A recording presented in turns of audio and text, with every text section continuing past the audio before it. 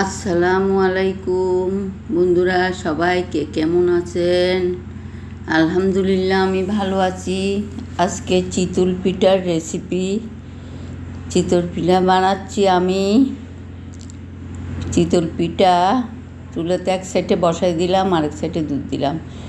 আমার বানানো হয়ে গেছে চিতল পিঠা। দুধের রসের মধ্যে ভিজাতে সারা রাতভর ভিজাতে দিয়ে দিলাম এবং ঠান্ডা করে ফ্রিজে রাখলাম। এখন খাবারের পালা। বন্ধুরা, কে কে পছন্দ করেন চিতল পিঠা? আমার খুব পছন্দ। এখন নরম হয়ে গেছে, দুধে ডুবা চিতল পিঠা খেতে অনেক মজা। শীতের সময় এগুলি মিস করা যায় না। ঠান্ডা ঠান্ডা চিতল পিঠা খেতে অনেক স্বাদ হয়।